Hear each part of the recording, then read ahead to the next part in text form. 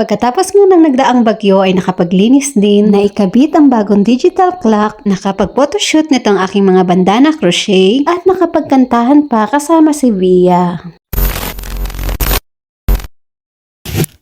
Magandang araw, at dahil nga gumanda ang sikat ng araw ngayong umaga, kaya tinay ko na rin ang opportunity na makapaglinis. Signal number 2 nga kami, pero salamat sa Diyos dahil hindi nga ganun kalala yung iniwang pinsala ni Bagyong Nando dito sa amin. Maliban na lang nga dito banda sa likod na nagkaroon nga ng landslide na naging dahilan ng pagkaputol ng pipe. At dito naman sa kabila, mga maliliit na putol na sanga. Kaya pinanguha ko na rin nga yung mga sanga para nga doon sa pinaplano naming mag-asawa na i-DIY. At nung nakuha ko na nga yung mga sanga ay sinimulan ko na rin yung pagwawalis, baka nga kasi mamaya ay umulan na naman. Dapat talaga na mawalis na agad ito bago nga ulit dumating ang panibagong bagyo.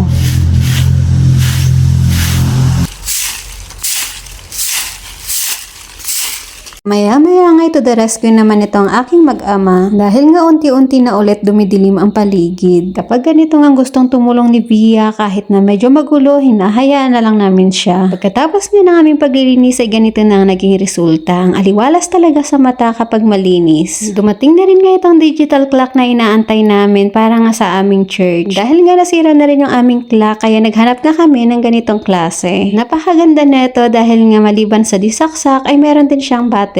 Para nga kahit brown out ay pwede mo pa rin siyang gamitin. Bale sa Orange app din lang nga namin yan nabili. Kaya kung gusto nyo nga ng ganyang digital clock, nilagay ko din yung link dyan sa comment section. Kinahaponan nga ay naghanda na rin ako para dito sa aking DIY photoshoot para nga sa aking mga crochet project. Alam nyo ba, pinagpaplanuhan ko sanang bumili ng mga fur flat lace. Pero dahil nakita ko nga yung mga pinamigay na jacket kay Via na ganito nga yung mga style, naisip ko nga na wag na lang muna at eto na lang muna yung aking mga gagamitin. Kaya sa mga DIY photoshoot ko nga, lalo na sa aking mga crochet project, yan lang talaga yung aking ginagamit. Pagkatapos lalagyan ko na lang ng mga unting bulaklak at eto na nga yung kanyang nagiging resulta.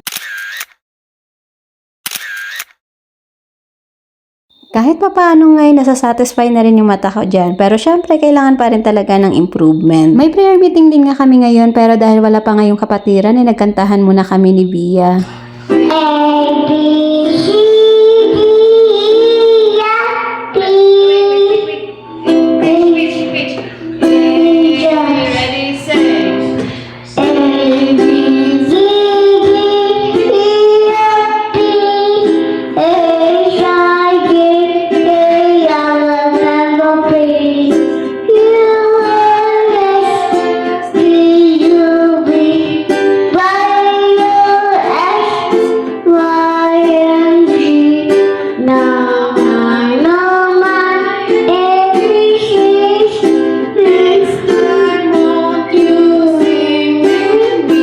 Ang lahat ng ito ay sa biyaya ng Diyos, kaya sa Kanya ang mataas na papuri at pasalamat. Thank you for watching!